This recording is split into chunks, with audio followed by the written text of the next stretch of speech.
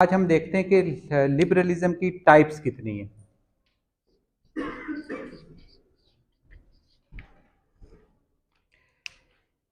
एक हमने लिबरलिज्म देखी थी सबसे पहले, जिसको हमने कहा था यूटोपियन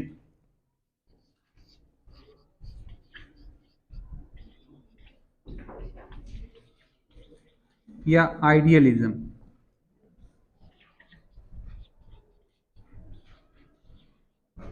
या विल्सोनियनिज्म। ठीक है, वुडरो विल्सन की जो हमने देखी थी वर्ल्ड वार वन के बाद, जो एक लिबरल थॉट इमर्ज हुई थी, उसको कोई ज़्यादा ही ऑप्टिमिस्टिक थी, जिसका ये कहना था कि अगर आप ह्यूमन बींग्स को इंस्टीट्यूशंस देंगे, अच्छे इदारे उन्हें देंगे, दुनिया में कॉपरेशन जो है वो प्रिवेल करेगी। और उसकी एक अच्छी एग्जांपल जो थी वो लीग ऑफ नेशंस थी, जिस पर्सपेक्टिव से वो बनाई गई। उसके बाद की स्टोरी हमें पता है कि लीग ऑफ नेशंस कैसे फेल हुई, कैसे वर्ल्ड वार सेकंड स्टार्ट हुई। तो यूटोपियन लिबरलिज्म के बाद, आइडियलिज्म के बाद जितने फर्दर डेवलपमेंट्स हुई हैं लिबरल थॉट में, ठीक है, वो सारे हम जो है वो उसको एक ब्रॉड अम्ब्रेला नियो लिबरलिज्म के अंडर देख सकते हैं। ठीक, ये एक ब्रॉड टर्मिनोलॉजी है जिसके अंडर हम देखेंगे कि कौन कौन सी लिबरल थॉट्स जो है, स्कूल ऑफ थॉट्स जो है वो इमर्ज होते हैं। तो यूटोपियन या आइडियलिज्म के जो बिल्कुल फर्स्ट वर्जन था वो लिबरलिज्म था। उसके बाद जो है वो हम नियो लिबरलिज्म में इंटर हो चुके हैं। और नियो लिबरलिज्म में सबसे पहले हम डिस्कस करेंगे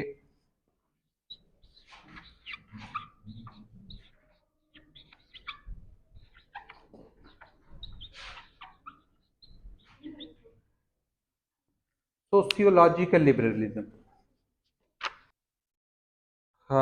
ट्रेडिशनल आईआर जो है, जो रियलिस्ट आईआर है, वो हमें पता है वो इंटरनेशनल रिलेशंस को कहती है कि वो रिलेशंस अमंग स्टेट्स, ऐसे हम डिफाइन करते हैं ना उसको, ट्रेडिशनल आईआर को। जो सोशियोलॉजिकल लिबरल्स हैं ये बेसिकली फोकस करते हैं कि इंटरनेशनल रिलेशंस जो है वो स्टेट्स के रिलेशंस का नाम नहीं है, सिर्फ स्टेट्स के रिलेशंस का।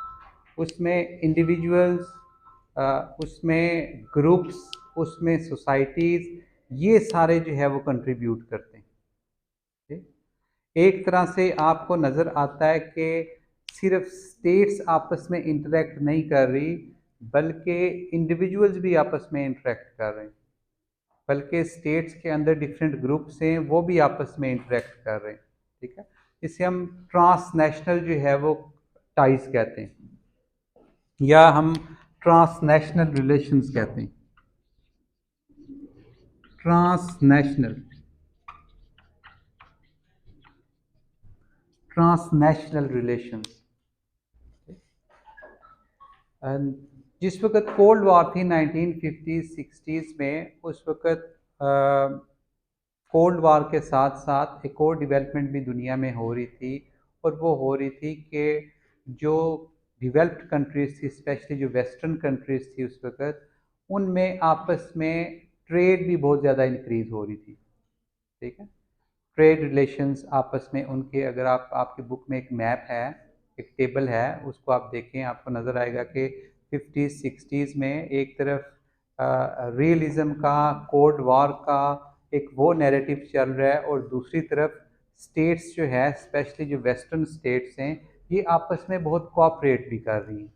ठीक है, इनके बीच में ट्रेड भी हो रही है। ठीक, इसी तरह ट्रेड के साथ साथ लोग जो हैं वो भी आपस में, कोई एक कंट्री से निकल के दूसरी कंट्री में जा रहा है, आपस में विजिट्स कर रहे हैं, और ये सारे जो है ये बेसिकली ट्रांसनेशनल रिलेशंस हैं। ठीक है, एक आपको व्यू रियलिज्म दे रहा है कि सिर्फ स्टेट रिलेशंस हैं, और दूसरा व्यू आपको सोशियोलॉजिकल लिबरल्स दे रहे हैं कि स्टेट रिलेशंस के साथ साथ ट्रांसनेशनल रिलेशंस जो हैं वो भी बहुत इंपॉर्टेंट हैं। और ये ट्रांस नेशनल रिलेशंस जो है, ये इवन स्कॉलर्स कहते हैं कि ये इस वक्त ट्रांस नेशनल रिलेशंस होते हैं तो एक तरह से एक कम्युनिटी फॉर्म होती है। एक तो वो कम्युनिटी है, वो हमारी एसोसिएशन है जो हमारे मुल्क में हमारे अपने लोगों के साथ है, ठीक। लेकिन जिस वक्त आप अपने मुल्क से निकल के दूसरे मुल्क में फ्रीक्वेंट विजिट करते हो, दूसरे मुल्क वाले आप वाले मुल्क में आते हैं, फ्रीक्वेंट विजिट्स हो रहे होते हैं, तो एक सेंस ऑफ कम्युनिटी डेवलप हो जाता है, ठीक है। और उस सेंस ऑफ कम्युनिटी को आपको एक टर्मिनोलॉजी नजर आएगी कि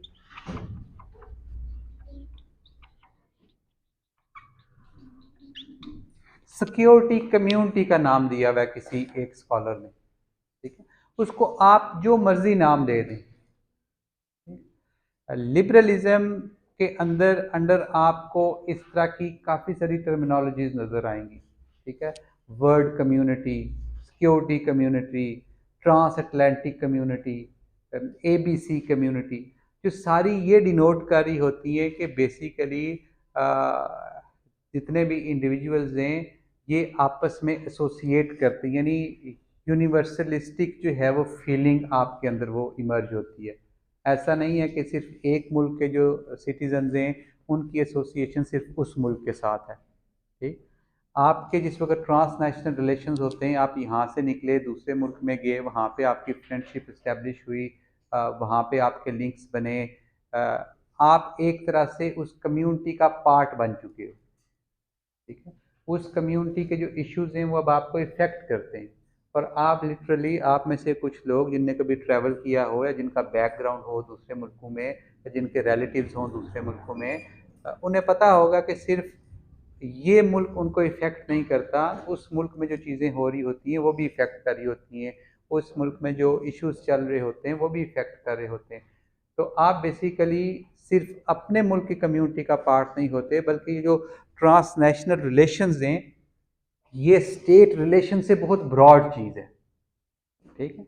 और इसका एक आपको नज़र आएगा ग्राफ आपकी बुक में, जिसमें कंट्रास्ट किया गया है बिलियर्ड मॉडल को एक कॉब वेब मॉडल से। है कोई? हाँ जी, ये पेज 104 पे बॉक्स 4.4 है, ठीक है। तो बेसिकली वो आपको बताने की क्या कोशिश कर रहा है, आपको बताने की ये कोशिश कर रहा है कि अगर आप दुनिया को या स्टेट्स को आप ये समझ रहे हो कि स्टेट्स जो है वो बिलियर्ड बॉल्स हैं, ठीक है। बिलियर्ड बॉल्स जो होती हैं वो आपस में इतना ज़्यादा इंटरेक्ट नहीं कर सकती, वो जैसे ही एक दूसरे के साथ कोलाइड होती है वो रिपेल हो जाती हैं, ठीक है। अगर आप स्टेट्स को ये सोच रहे हो कि स्टेट्स जो है वो बिलियर्ड बॉल्स हैं और वो आपस में ऐसे इंटरेक्ट करती हैं, तो ये एक गलत अंडरस्टैंडिंग है। ज़्यादा बेहतर अंडरस्टैंडिंग जो है वो कॉब वेब मॉडल जो उन्हें दिया हुआ है, ये आपका बिलियर्ड बॉल्स का मॉडल है, ठीक है। ये आपस में सिर्फ इंटरेक्शन ऐसे ही कर सकती हैं, आपस में कोलाइड करेंगी, ये वापस हो जाएंगी। कॉब वेब मॉडल जो है वो आपको बताता है कि कैसे ये बेसिकली बिलियर्ड बॉल्स जो हैं ये ऐसी नहीं है, बल्कि ये जो ट्रांस नेशनल रिलेशंस हैं इनने इन बॉल्स को, इन स्टेट्स को ओवरलैप किया हुआ है, ठीक है। तो ये जो ओवरलैपिंग है इश्यूज की, कम्युनिटी की, अंडरस्टैंडिंग की, ये बिल्कुल एक डिफरेंट आपको मॉडल पेश कर रही है इंटरनेशनल रिलेशंस का। और इंटरनेशनल रिलेशंस का ये वाला मॉडल जो है ये कम्प्लेक्स भी है और ये कोऑपरेटिव भी है, और इसकी वजह से कन्फ्लिक्ट्स जो है वो भी काफ़ी हद तक म्यूट हो सकती हैं, ठीक है। जब दो ग्रुप्स जो हैं आपस में उनके अंदर लिंकेजेस डेवलप होते हैं, वो दो ग्रुप्स दो मुल्कों के हो सकते हैं, या नेचुरली आप अपनी सोसाइटी में दो ग्रुप्स आप देखें और उन दो ग्रुप्स के अंदर आपस में काफ़ी सारे लिंकेजेस डेवलप हुए हुए हों, काफ़ी नेटवर्क्स हों, रिश्तेदारियाँ हों, तो आपकी कन्फ्लिक्ट्स जो होती हैं वो ज़्यादा अराइज नहीं होती, ठीक। तो बेसिकली वही मॉडल जो है वो यहाँ पे दिया गया।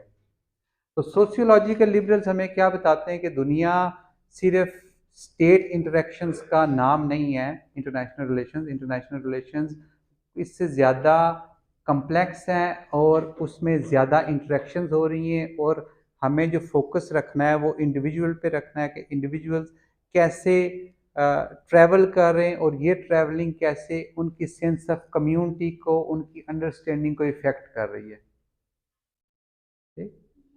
इंडिविजुअल्स जो है वो और ज़्यादा इम्पॉर्टेंट हो गए। अब ऐसा नहीं है कि इंडिविजुअल के पास सिर्फ वही इंफॉर्मेशन है जो स्टेट हमें दे रही है। अब इंडिविजुअल जहाँ से चाहता है वो इंफॉर्मेशन हासिल करता है।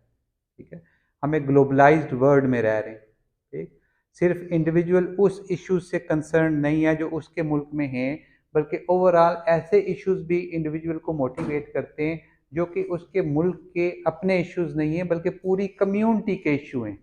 ठीक है, जो वर्ड हम यूज कर रहे हैं ना, कम्युनिटी, ठीक है, इस पूरी के इशू, वो वर्ल्ड कम्युनिटी के शायद इशू हों, आपके लिए वो इमीडिएट इश्यूज नहीं है, वो सबके कंबाइंड इश्यूज हैं। तो सोशियोलॉजिकल लिबरल्स इस चीज़ पे फोकस करते हैं कि सोशियोलॉजिकली कैसे दुनिया जो है हम उसको एक ग्रुप में देख सकते हैं। ठीक, कि दुनिया कंपोज जो हुई हुई है वो स्टेट्स से कंपोज नहीं हुई हुई, बल्कि मुख्तलिफ ग्रुप्स हैं जो आपस में इंटरेक्ट कर रहे हैं, और ये मुख्तलिफ ग्रुप से वो आपस में इंटरेक्ट करते हैं तो एक कम्युनिटी जो होती है वो वजूद में आती है। ठीक? तो ये आपको बेहतर समझ आती है जिस वक्त आप इसको कंट्रास्ट करते हो रियलिज्म से, कि वो क्या वर्ड व्यू दे रहे होते हैं इंटरनेशनल रिलेशंस का, और यहाँ पे क्या वर्ड व्यू है इंटरनेशनल रिलेशंस का। सोशियोलॉजिकल लिबरल से हम आगे जाके देखते हैं कि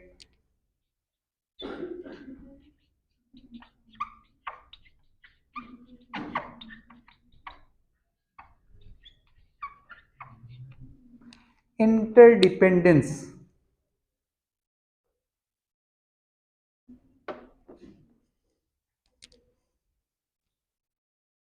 इंटरडिपेंडेंस लिबरल्स,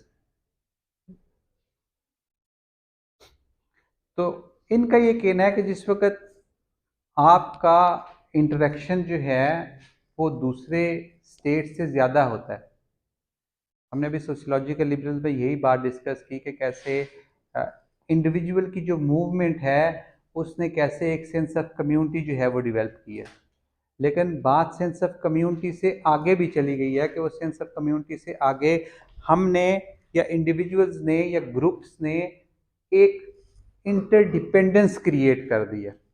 इंटरडिपेंडेंस का मतलब होता है म्यूचुअल डिपेंडेंस, कि आप किसी चीज़ में किसी दूसरे ग्रुप पे डिपेंड कर रहे हो, कोई दूसरा ग्रुप किसी चीज़ में आप पे डिपेंड कर रहा है। ठीक है, वो रिसोर्सेज में भी हो सकती है, वो इंफॉर्मेशन में भी हो सकती है, वो आइडियोलॉजी में भी हो सकती है, और वो आजकल की दुनिया में हमें स्पेशली इकॉनमी में नज़र आती है। ठीक है, कि कैसे हम ट्रेड में, इकॉनमी में दूसरे ममालिक पे डिपेंड करते हैं, और दूसरे ममालिक कैसे किसी को एनर्जी के लिए मिडल ईस्ट में, गल्फ़ में उनके रिसोर्सेज की ज़रूरत होती है। मिडल ईस्ट गल्फ़ को इंफॉर्मेशन के लिए, इंफ्रास्ट्रक्चर के लिए, सिक्योरिटी के लिए किसी और मुल्क की ज़रूरत होती है। किसी और मुल्क को एग्रीकल्चर प्रोडक्ट्स के लिए किसी और मुल्क की ज़रूरत होती है।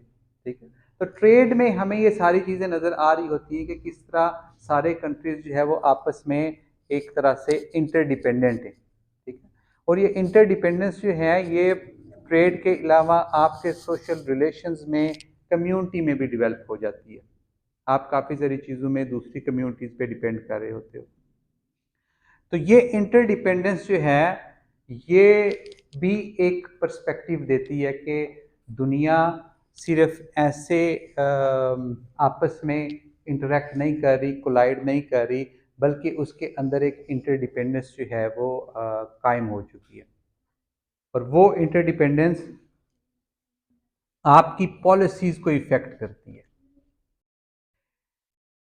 ट्रेडिशनली कोल्ड वॉर में या कोल्ड वॉर से पहले जो आपको अपने कन्फ्लिक्ट्स रिजॉल्व करने का मोड था, ठीक है, वो ट्रेडिशनली आप मिलिट्री यूज़ करते थे। आपको रिसोर्सेज चाहिए, आपको आपके मुल्क के पास अगर ऑयल नहीं है, आपके मुल्क के पास अगर गोल्ड नहीं है और आपको वो चाहिए, तो आपका जो प्रिंसिपल मीन था उसको अचीव करने का वो यही था कि साथ वाले मुल्क के पास हैं, उस पर अटैक करो, उसको रिसोर्स पे कब्जा कर लो। ठीक है। इंटरडिपेंडेंस जो है, इसकी वजह से अब आपको ये ट्रेडिशनल कॉस्टली ऑप्शन इस्तेमाल करने की ज़रूरत नहीं है। ठीक? आप सिंपली ट्रेड करके सारी चीज़ें जो है वो हासिल कर सकते हो। तो इंटरडिपेंडेंस जो है, ये जो आपका कॉस्टली ऑप्शन है वॉर वाला, मिलिट्री वाला, उसको एक तरह से रूल आउट कर देती है। आपके पास ज़्यादा easy, feasible, cooperative, peaceful options मौजूद होते हैं ये करने के लिए।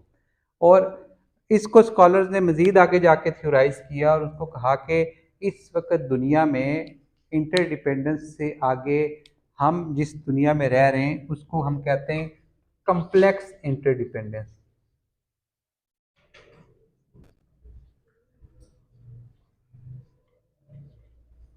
है वो इंटरडिपेंडेंस ही है, लेकिन वो इतनी कम्प्लेक्स है।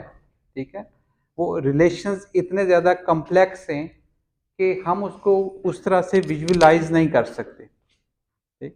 लेकिन वो कम्प्लेक्सिटी जो है वो हमारे लिए अच्छी है।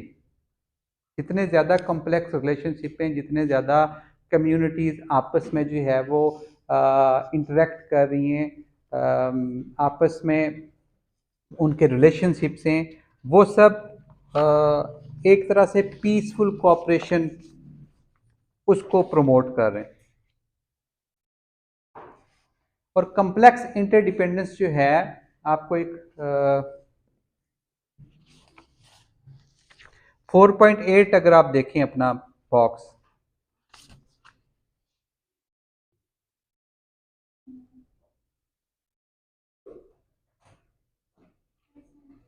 पेज 109 पे 4.8 बॉक्स अगर आप देखें,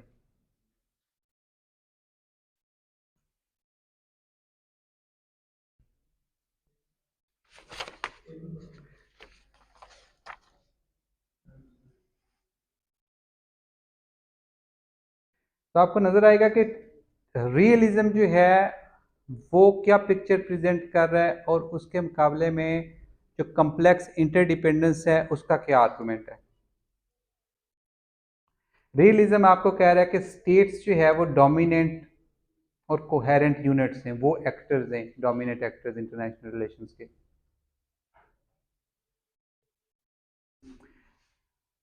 और कम्प्लेक्स इंटरडिपेंडेंस आपको बता रहा है कि स्टेट्स जो है वो उनके साथ साथ ट्रांसनेशनल एक्टर्स जो हैं, वो आप और मैं भी हो सकते हैं, वो बाकी ग्रुप्स भी हो सकते हैं, वो एनजीओज भी हो सकती हैं, वो इंटरनेशनल ऑर्गेनाइजेशंस भी हो सकती हैं। सिर्फ स्टेट्स जो है वो इम्पोर्टेंट नहीं है, उसके साथ ट्रांसनेशनल एक्टर्स जो है वो ज़्यादा इम्पोर्टेंट है। ठीक है। और जिस तरह हम कह रहे थे, ये इमेज हमारी थी कि स्टेट एक कोहेरेंट एक्टर है, हर चीज़ उसके अंदर इनक्लोज्ड है, और वैसी बात नहीं है, बल्कि कुछ कुछ जो है वो ऐसी पिक्चर स्टेट की हमें नज़र आ रही है। फोर्स जो थी वो रियलिज्म में आपके पास एक ही ऑप्शन बचता था, सबसे आपका अच्छा ऑप्शन था यूज़ ऑफ फोर्स का। लेकिन जिस वक्त कम्प्लेक्स इंटरडिपेंडेंस होती है उस वक्त ये military force, military option, war, ये फीजिबल नहीं होता। आपको बाकी ऑप्शंस जो है वो यूटिलाइज करने पड़ते हैं। ठीक है। जिसमें इकोनॉमिक्स जो है वो सबसे बड़ा आपका ऑप्शन है। जो रियलिज्म है उसमें मिलिट्री सिक्योरिटी वो डोमिनेट कर रही है। ठीक। जो कम्प्लेक्स इंटरडिपेंडेंस है वहाँ पे अब ये मिलिट्री की जब हम बात करते हैं, डिफेंस की जब हम बात करते हैं, सिक्योरिटी की जब हम बात करते हैं, इसको ट्रेडिशनली हमने देखा था रियलिज्म में, इसको हाई पॉलिटिक्स कहते हैं। ठीक है। ये एजेंडा पे टॉप पे होती है। लेकिन कम्प्लेक्स इंटरडिपेंडेंस में ये हाई पॉलिटिक्स जो होती है ये टॉप पे नहीं होती, बल्कि जिसको ट्रेडिशनली रियलिस्ट लो पॉलिटिक्स कहते हैं, कि आपकी जो है वो इकोनॉमिक डेवलपमेंट, आपकी इंडिविजुअल की वेलफेयर, वो चीज़ें, वो एजेंडाज वो सामने आ जाते हैं। तो कम्प्लेक्स इंटरडिपेंडेंस जो है, जो हमें पिक्चर प्रेजेंट करता है दुनिया की, वो ऐसी पिक्चर प्रेजेंट करता है जो कोऑपरेटिव है, जिसमें ट्रांसनेशनल एक्टिविटीज़ हो रही हैं, और इस ट्रांसनेशनल कम्प्लेक्स इंटरडिपेंडेंस की वजह से अब मिलिट्री या हाई पॉलिटिक्स जो है वो एक फीजेबल ऑप्शन नहीं है, बल्कि और ज़्यादा हमारे पास कोऑपरेटिव इनिशिएटिव्स हैं करने के लिए।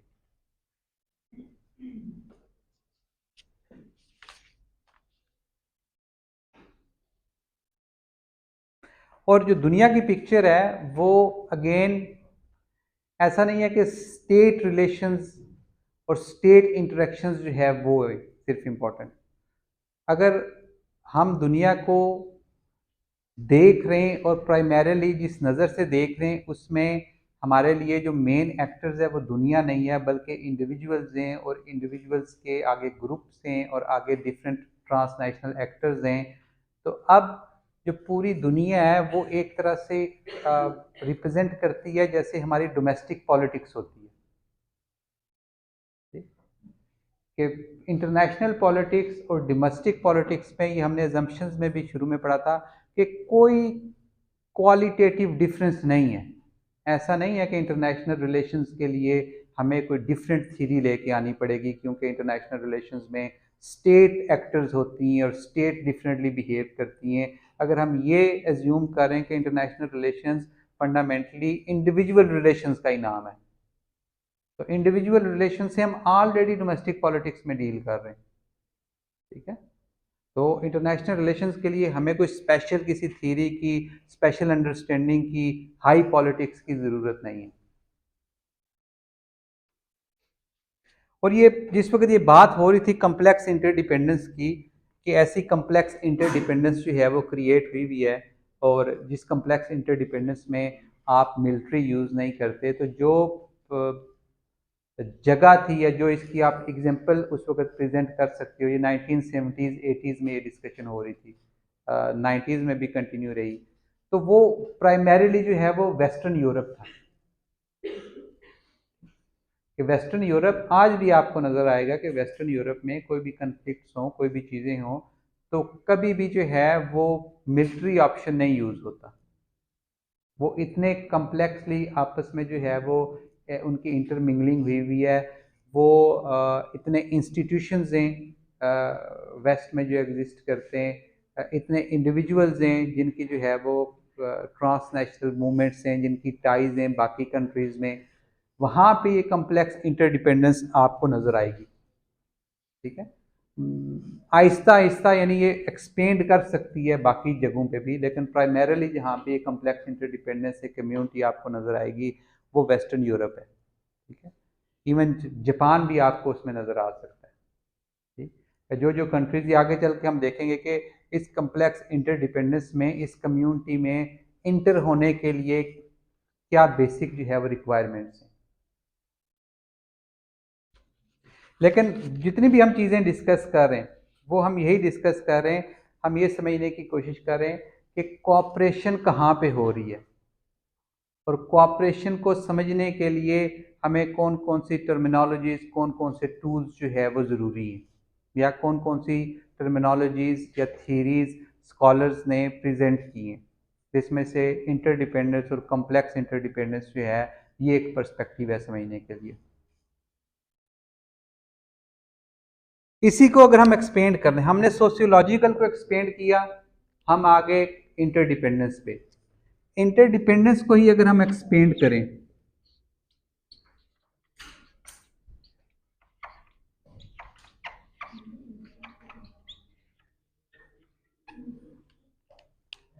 तो ये बड़ा फेमस जो है, ये हमें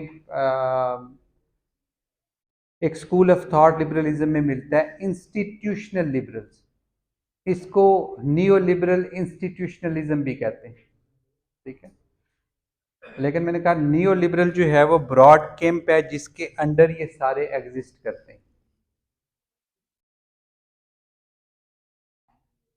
जो सबसे पहले इंस्टीट्यूशनलिस्ट थे हमारे पास, जिसने सबसे पहले इंस्टीट्यूशंस की बात की थी, वो कौन था?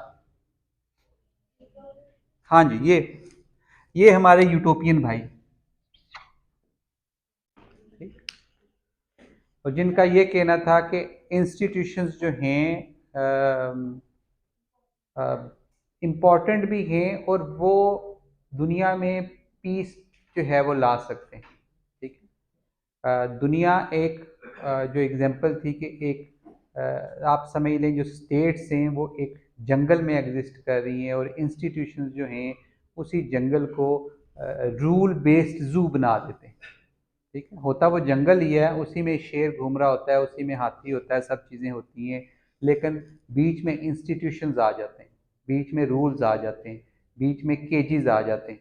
ठीक है, जो रिस्ट्रेन्स आ जाती हैं, जो इन इन बिग पावर्स को, ग्रेट पावर्स को रिस्ट्रेन करती हैं। और इनको हम आइडियलिस्ट या यूटोपियन इसीलिए कहते हैं कि इनने इंस्टीट्यूशंस पे बहुत ज़्यादा एम्फेसिस जो है वो पुट किया। जो न्यू लिबरल इंस्टीट्यूशनलिस्ट हैं, जो इंस्टीट्यूशनल लिबरल्स हैं, उन्होंने इसी आर्गूमेंट को पिक किया और इसी आर्गूमेंट को आगे जो है वो फॉरवर्ड किया और इसी पे अपना आर्गूमेंट जो है वो मज़ीद अपनी थीरीज बिल्ड किए हैं। लेकिन वो इतने आइडियलिस्ट नहीं हैं, उनका ये मानना नहीं है कि ये इंस्टीट्यूशंस जो हैं कि दुनिया में आ जाएं तो बस पीस आ जाएगा। ठीक, लेकिन ये इंस्टीट्यूशंस जो हैं ये कोऑपरेशन के लिए बहुत ज़रूरी है। ये इंस्टीट्यूशंस कोऑपरेशन को फर्दर करते हैं, इन्हांस करते हैं और स्टेट्स को अपॉर्चुनिटीज़ देते हैं, मैकेनिज़म्स देते हैं कि वो एक स्टेट दूसरी स्टेट से इंटरेक्ट कर सके। इंस्टीट्यूशंस क्या करते हैं? इंस्टीट्यूशंस क्या हैं? इंस्टीट्यूशंस आपको फॉर्मल इंस्टीट्यूशंस नज़र आएंगे। यूएन भी एक इंस्टीट्यूशन है, नेटो भी एक इंस्टीट्यूशन है, ओआईसी भी एक इंस्टीट्यूशन है। ये तो हो गए फॉर्मल इंस्टीट्यूशन। उसके बाद इंस्टीट्यूशंस में आपके रूल्स भी आ जाते हैं। ठीक है, कि फॉर्मली कोई इंस्टीट्यूशन एग्जिस्ट नहीं कर रहा, लेकिन कोई रूल्स हैं, कोई नॉर्म्स हैं जो एग्जिस्ट कर रहे हैं और सारे एक्टर्स जो है वो उन रूल्स को, उन नॉर्म्स की रिस्पेक्ट करते हैं। ठीक है, इंस्टीट्यूशंस बेसिकली बैरियर्स हैं। बैरियर्स किस चीज़ के? कि वो रूल्स और रेगुलेशंस जो है वो इन्फोर्स कर देते हैं। आप बेशक जितने मर्जी पावरफुल हो, अगर आपके आगे बैरियर आ गया है, रूल आ गया है, आपने उसको फॉलो करना है, रिस्पेक्ट करना है, तो आप ट्रेडिशनल रियलिस्ट वे में बिहेव नहीं करोगे।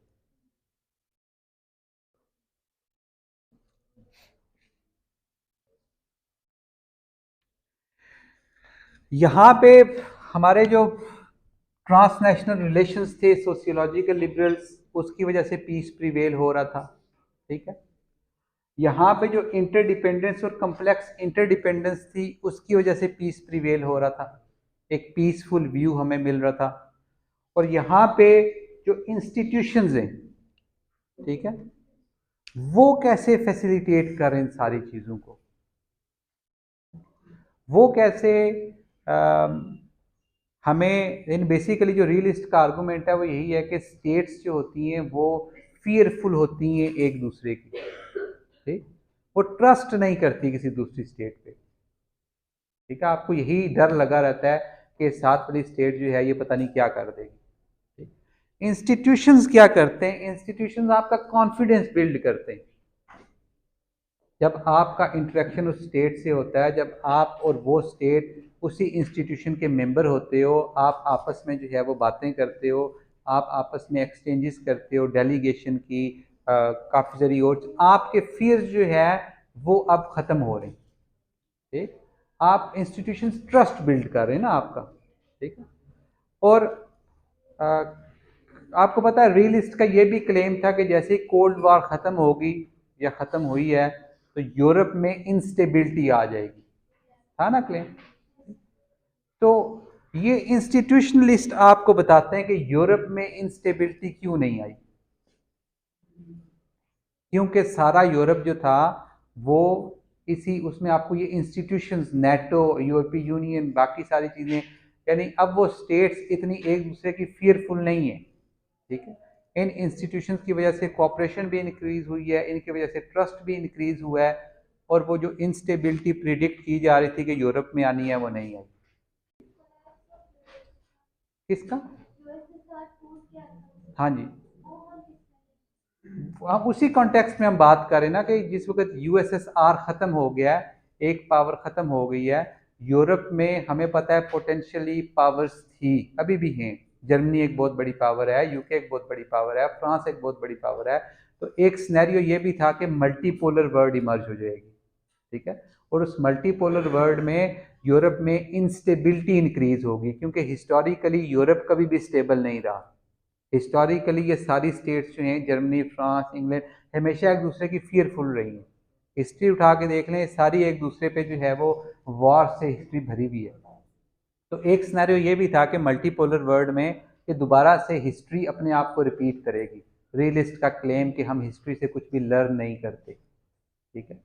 तो वो इंस्टीट्यूशनल लिबरल्स जो हैं, नियो लिबरल इंस्टीट्यूशनलिज्म, वो आपको बताता है कि कैसे ये सब कुछ नहीं हुआ और क्यों नहीं हुआ।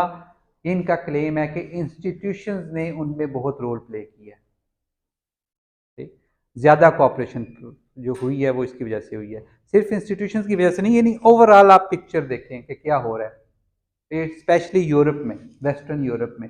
ये आपकी इंडिविजुअल टाइज, ट्रांसनेशनल टाइज, आपका जो सेंस ऑफ कम्युनिटी, अब यूरोप में आपको ये सेंस ऑफ कम्युनिटी नज़र आ रहा है ना, कि हम अब यूरोप वाले जो है वो अगर आप वो एक एपिसोड जो है वो ब्रेग्जिट की वो निकाल दें जहन से, तो पिछले 50 साल से एक sense of community, European community, ठीक, एक कम्युनिटी का जो है वो आपको आइडिया जनरेट होता, फ्लरिश होता नज़र आ रहा है। ऐसा नहीं है कि लोग अपनी स्टेट्स के साथ जो है अपने आप को एसोसिएट कर रहे हैं। अब उनका जो कंसर्न है, उनकी आइडेंटिटी है, वो और ज़्यादा ब्रॉडर हो गई है, ठीक। और इसी आइडेंटिटी को, कम्युनिटी को आइडियली लिबरल्स जो है वो एक्सपेंड करते हैं और कहते हैं कि एक दिन शायद ऐसा भी आएगा कि हम सारे जो होंगे वो वर्ल्ड कम्युनिटी के मेंबर होंगे, ठीक है। यानी हम सब के जो होंगे इश्यूज होंगे वो अपनी अपनी स्टेट्स वाले इश्यूज नहीं होंगे। हमने ब्रॉडर पिक्चर में सब चीज़ों को देखना है। तो आपको इंटरनेशनल रिलेशंस की एक डिफरेंट पिक्चर सामने आती है कि इंटरनेशनल रिलेशंस क्या चीज़ है। उसमें पूरी जो है ये कम्युनिटी, हम उस कम्युनिटी का पार्ट होंगे, ठीक है। उस कम्युनिटी के पार्टिसिपेंट्स हम होंगे, यानी हमारी स्टेट नहीं होगी, हम एक्टर्स, एज एक्टर्स हम भी उसमें पार्टिसिपेट करेंगे।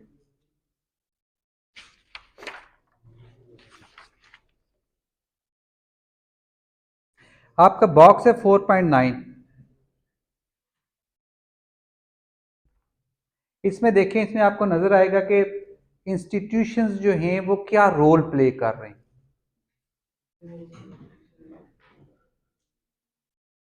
तो आर्गुमेंट यही है कि ये इंस्टीट्यूशंस जो है ये कैसे, जो एक अजम्पशन है रियलिस्ट की, कि कैसे स्टेट्स एक दूसरे से डरती हैं, फियरफुल होती हैं, एप्रीहेंसिव होती हैं, और इंस्टीट्यूशंस आके कैसे इन सारी चीज़ों को डाइल्यूट कर देते हैं। इंस्टीट्यूशंस इतने इंपॉर्टेंट होते हैं। और फाइनली जो इसका लास्ट ट्रेंड है,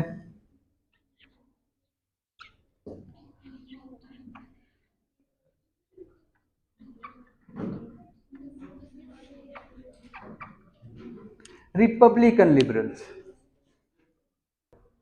हमने इसलिए शुरू में बात स्टार्ट की थी लिबरल अजम्पशन से, ठीक है, सोशल कॉन्ट्रैक्ट से, इंडिविजुअल राइट्स से। और हमने कहा था कि लिबरलिज्म की जो अल्टीमेट एक्सप्रेशन है, पॉलिटिकल एक्सप्रेशन जो इस वक्त हमें दुनिया में नज़र आती है पॉलिटिक्स की फील्ड में, वो डेमोक्रेसी है। और डेमोक्रेसी को लेके लिबरलिज्म का एक बहुत बड़ा क्लेम है, और वो ये क्लेम है कि डेमोक्रेसीज जो होती हैं वो पीसफुल होती हैं, ठीक। इसको कहते हैं डेमोक्रेटिक पीस थ्योरी, ठीक। डेमोक्रेटिक पीस थ्योरी हमें बताती है कि डेमोक्रेसीज कभी भी दूसरी डेमोक्रेसीज से वॉर नहीं करती।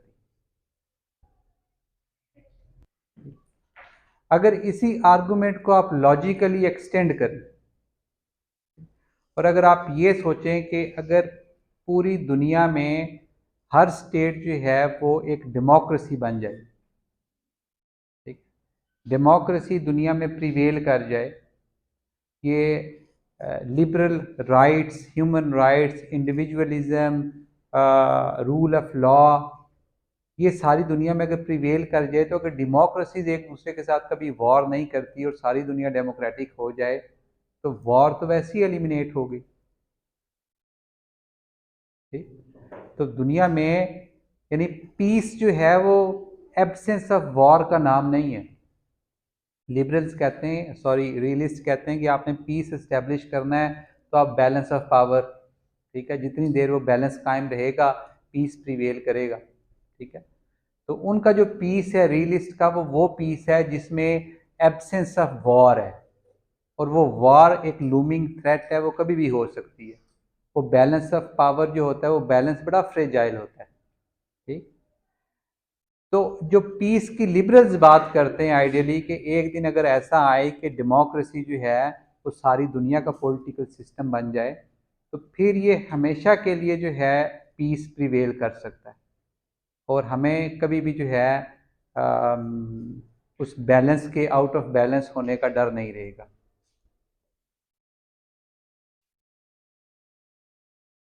अब इस पे क्या इतराज़ हैं आपके? यानी अच्छी बात है, डेमोक्रेसीज आपस में नहीं वॉर करती और सारी दुनिया में डेमोक्रेसी हो जाए, तो आपको क्या इतराज़ है?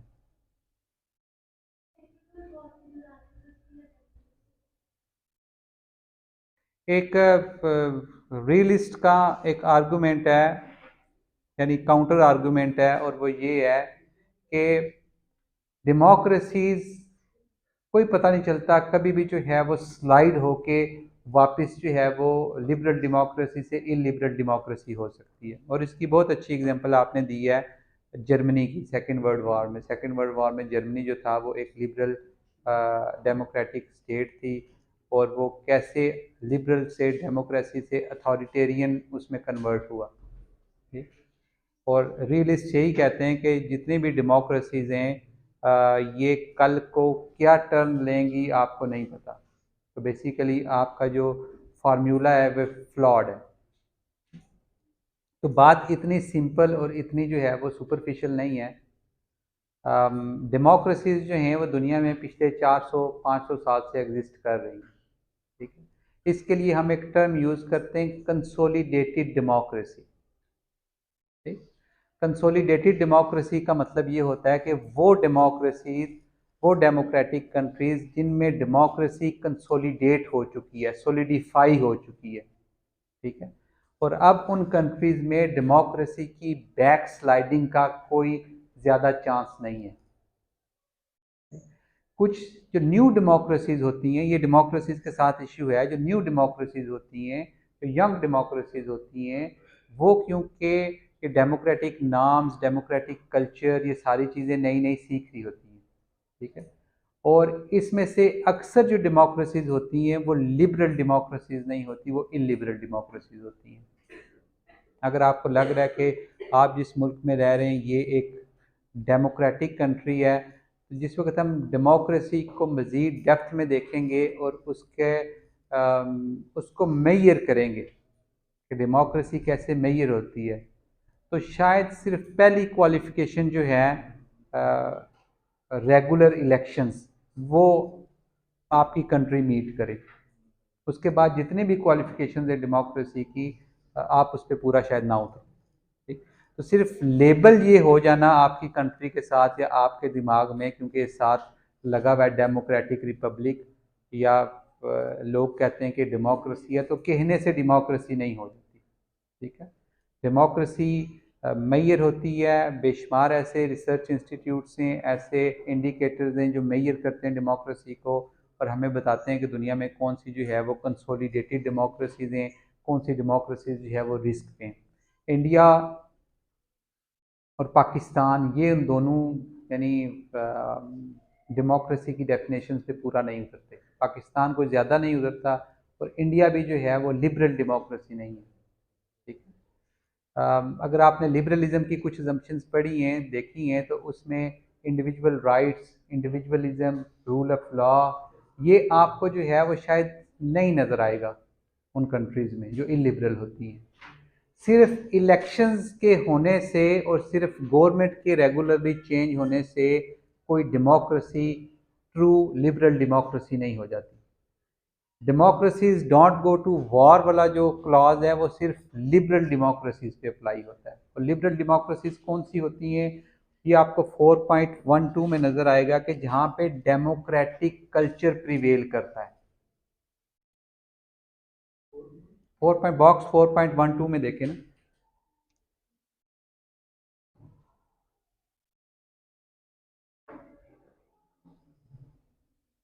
इसकी सबसे बड़ी क्वालिफिकेशन है कि डेमोक्रेटिक कल्चर, ठीक, डेमोक्रेटिक नॉर्म्स। इलेक्शन करा देने से डेमोक्रेसी नहीं होती। इलेक्शन करा देने से आप टॉलरेंट नहीं हो जाते। आप इलेक्शन करा देने से किसी दूसरे का व्यू आप एक्सेप्ट नहीं कर लेते। अगेन बात इंडिविजुअल पे आती है। अगर इंडिविजुअल कंट्री का टॉलरेंट है, अगर इंडिविजुअल कंट्री का एक्सेप्टिंग है, अगर इंडिविजुअल कंट्री का अकोमोडेटिव है, अगर इंडिविजुअल कंट्री का रूल ऑफ लॉ को फॉलो करता है, अगर इंडिविजुअल कंट्री का दूसरे को उसका राइट ऑफ जो है वो स्पीच देता है, तो वो कल्चर फिर सारे इंडिविजुअल्स में है, ठीक है। और वो कल्चर, उस कल्चर पे जो डेमोक्रेसी बेस करी होती है, हम उसको लिबरल डेमोक्रेसी कहते हैं। आपके मुल्क में इलेक्शन हो गए, आपके मुल्क में नई गवर्नमेंट आ गई, लेकिन आप वैसे के वैसे ही हो, मैं वैसा का वैसा ही हूँ, किसी दूसरे को आर्गूमेंट में सुन नहीं सकता, बर्दाश्त नहीं कर सकता, टॉलरेंस मेरे अंदर नहीं है, एक्सेप्टेबिलिटी मेरे अंदर नहीं है, ठीक है। तो मेरे अंदर वो डेमोक्रेटिक लिबरल नॉर्म्स नहीं है, ठीक है, कि इंडिविजुअल को उसका राइट देना। आपका राइट है ना, आपका क्या व्यू है, ठीक है। अगर आपको बाकी राइट्स जो है वो दिए गए हैं, तो ये वाला भी आपका राइट है। तो इसलिए सिर्फ डेमोक्रेसी का नाम लगा देने से, डेमोक्रेसी कह देने से कोई डेमोक्रेसी नहीं हो जाता। और ये वाकई जो लिबरल डेमोक्रेसीज हैं ये नहीं करती वॉर। तो अगर दुनिया में पीस चाहिए तो दुनिया में डेमोक्रेसी जो है वो प्रिवेल होनी चाहिए।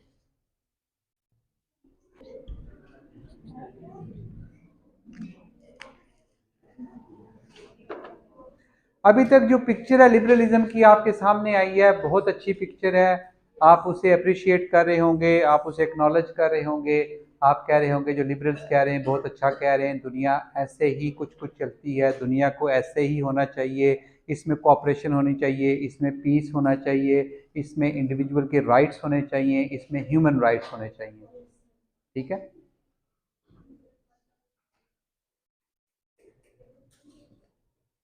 एक सेइंग है, आपने सुनी होगी कि पावर के साथ रिस्पॉन्सिबिलिटी भी आती है। अब आपको काफ़ी चीज़ें समझ में आएंगी, ठीक। और समझने के बाद आपके अंदर जो है एक सेंस पैदा होगी चीज़ों को समझ के उसको क्रिटिसाइज करने की, ठीक। अगर मैं एक लिबरल डेमोक्रेसी हूँ, ठीक है, और मैं ये बिलीव करता हूँ कि ह्यूमन राइट्स जो है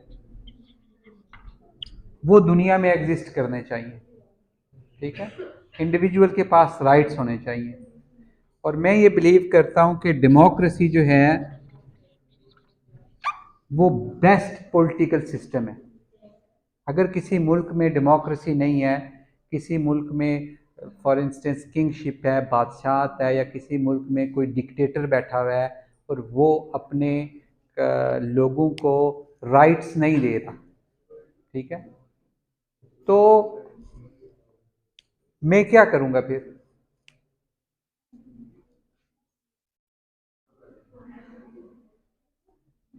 एक रियलिस्ट सिनेरियो ये है कि एक मुल्क है जिसमें एक डिक्टेटर है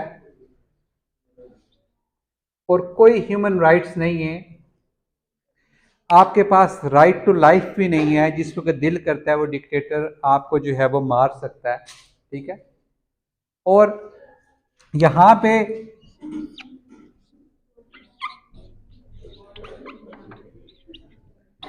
एक रियलिस्ट है कंट्री और एक लिबरल डेमोक्रेसी है। ठीक है। रियलिस्ट को इससे कोई कंसर्न नहीं है कि किसी दूसरी कंट्री में डिक्टेटर है, किसी दूसरी कंट्री में डेमोक्रेसी है, किसी दूसरी कंट्री में कौन सा पॉलिटिकल सिस्टम है, उस कंट्री में उसका रूलर वहाँ की पॉपुलेशन को, सिटीजन्स को मार रहा है, क्या कर रहा है, none of their business. As long as security, national interest, ठीक है, सर्वाइवल, ये ठीक है, ठीक है। वो कंट्री आपको थ्रेटन नहीं कर रही, उससे आपको कोई इश्यू नहीं है, ठीक। और एक कंट्री है लिबरल, ठीक, वो आपकी मदद को आ सकती है आप जब उसे कॉल करोगे या जिस वक्त वो देखेगी, ठीक है। दोनों में से कौन सी अच्छी है इनके लिए, या क्या करना चाहिए?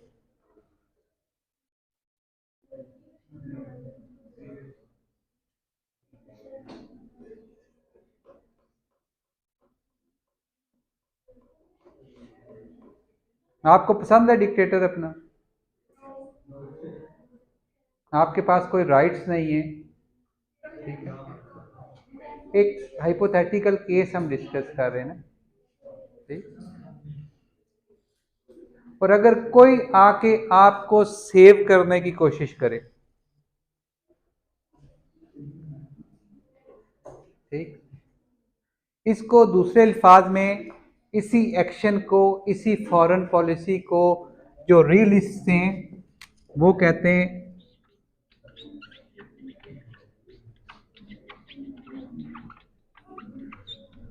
Liberal hegemony.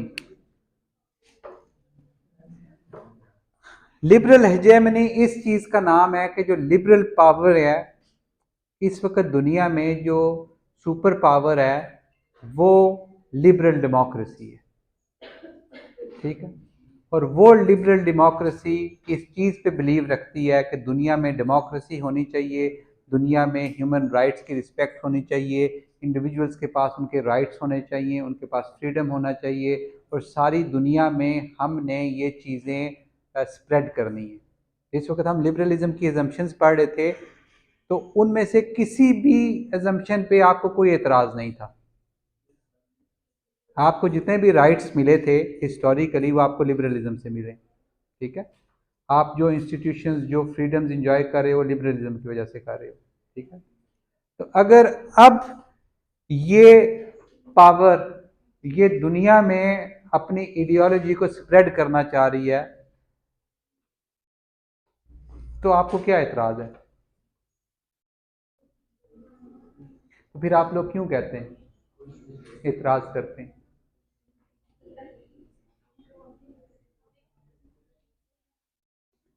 ये तो हाइपोथेटिकल एक सिनेरियो था, लेकिन जो जितनी भी कोल्ड वॉर के बाद वॉर्स हुई हैं, ठीक है, जिसमें यूएस ने पार्टिसिपेट किया है, वो सारी आप इस कॉन्टेक्स्ट में समझ सकते हो, ठीक है। रियलिस्ट इसको लिबरल हेजेमनी कहते हैं, ठीक है। लेकिन जो लिबरल डेमोक्रेसी है, जो लिबरल पावर है, सुपर पावर है, वो अपनी आउट ऑफ मोरालिटी एक्ट कर रही है, उसकी मॉरल रिस्पॉन्सिबिलिटी है, ठीक है। दुनिया में फ्रीडम को, दुनिया में ह्यूमन राइट्स को, दुनिया में डेमोक्रेसी को फ्लरिश करना, प्रमोट करना, सपोर्ट करना, ठीक है। ये भी हो सकता था कि दुनिया में जो सुपर पावर होती वो इलिबरल होती और उसके गोल्स कोई और होते, वो किसी और चीज़ को प्रमोट करना चाहती, ठीक? लेकिन एटलीस्ट ये अच्छी बात है कि जो सुपर पावर है वो एक लिबरल सुपर पावर है, वो लिबरलिज्म पे बिलीव करती है, लिबरल प्रिंसिपल्स पे करती है, और इन्हीं चीज़ों को प्रमोट करना चाहती है। इसके कॉन्सिक्वेंसेस बुरे होते हैं, हमने देखे हैं इसके कॉन्सिक्वेंसेस मिडिल ईस्ट में, ठीक है। हमने इराक में देखे हैं, हमने सीरिया में देखे हैं, हमने बाकी जगहों पे देखे हैं, ठीक है। लेकिन पीछे जो रैशनल है एटलीस्ट वो समझ में आना चाहिए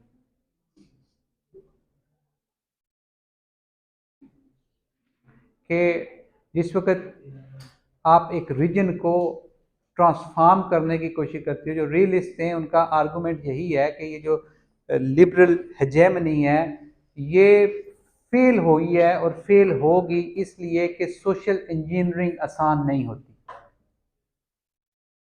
मर्शाइमर के बहुत इस पे जो है वो टॉक्स हैं, स्पीचेज़ हैं, आपको नज़र आ जाएंगी, यूट्यूब पे आपको मिल जाएंगी इसी नाम से, लिबरल हेजेमनी के नाम से। ठीक है, वो नियो रियलिस्ट है, आपको पता है, और वो आप सुने आपको बताएगा कि लिबरल हेजेमनी जो है वो क्यों फेलियर की तरफ जा रही है और ये फेल होगी।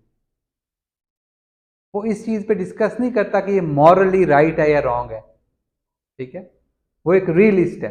रियलिस्ट को मोरालिटी से कोई कंसर्न नहीं है, रियलिस्ट को सिक्योरिटी से, सर्वाइवल से कंसर्न है। ठीक है, उसको ये कंसर्न नहीं है कि दूसरी कंट्रीज़ में डिक्टेटर्स हैं, दूसरी कंट्री, उनका बहुत अच्छा जो है सिनेरियो है कि आप पावर जो है वो डिक्टेटर्स को दे दो और उन डिक्टेटर्स के साथ फिर आप रिलेशनशिप रखो, दुनिया में पीस रहेगा।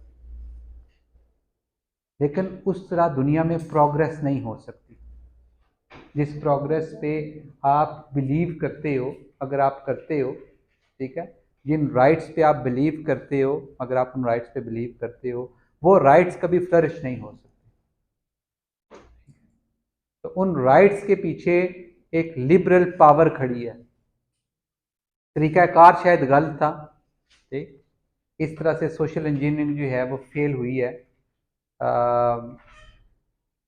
लेकिन एटलीस्ट आपको ये चीज़ समझने में आनी चाहिए कि जो वॉर्स हुई हैं कोल्ड वार के बाद, जितनी भी वॉर्स हुई हैं वो रियलिस्ट ने स्टार्ट नहीं की, ये सब लिबरल वॉर्स हैं। और लिबरलिज्म के साथ जो है वो फिर रिस्पॉन्सिबिलिटी भी है। अगर आप एक मॉरल प्रिंसिपल पे बिलीव करते हो तो फिर वो मॉरल प्रिंसिपल जिस वक्त इन्फोर्स होता है तो अपने साथ काफ़ी कॉन्सिक्वेंसेस भी लाता है। तो डिलेमा क्या है यहाँ पे फिर लिबरल्स का, आपको क्या नज़र आ रहा है? होना चाहिए आप लिबरल हो, आप सुपर पावर हो, आप इन चीज़ों पे बिलीव भी करते हो, उसके बाद क्या करो? आप चुप करके बैठे हो? आप पावरफुल हो। कोई भी स्टेट जो पावरफुल होती है, ये रियलिस्ट का भी यही है, यानी जो भी पावरफुल होता है वो अपना रूल, अपना कल्चर, अपनी वैल्यूज, जिन चीज़ों पे वो बिलीव करता है वो इन्फोर्स करता है। ठीक है, इस वक्त यहाँ पे या 800 साल पहले यहाँ पे इस पोजीशन पे, पावरफुल पोजीशन पे जिस वक्त मुस्लिम्स थे, उनने भी अपनी वैल्यूज प्रमोट की थी।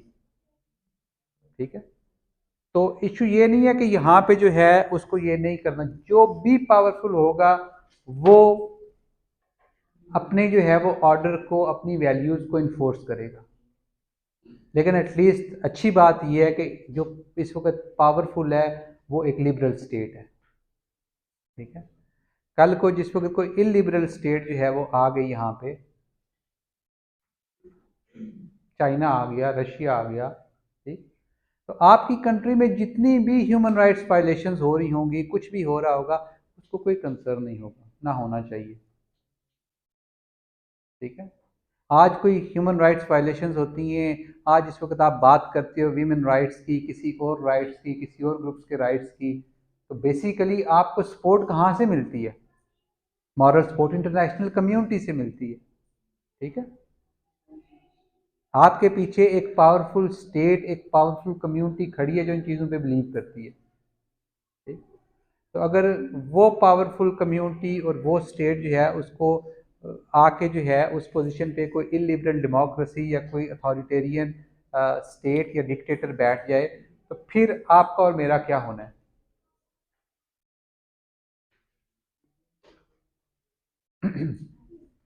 तो बहुत सिचुएशन बहुत ट्रिकी है, यानी एक डिलेमा ही है, लेकिन हिस्टोरिकली होता है ऐसा ही है। यानी ये पर्सनल लेवल पे भी आपको ये डिलेमा होता है कि आप जिस चीज़ पे बिलीव कर रहे हो, आप उसकी देख रहे हो कि आप उसकी प्रैक्टिस नहीं हो रही, बुराई हो रही है, आपने उसको रोकना है, कैसे रोकना है। ठीक है, और इंटरनेशनल लेवल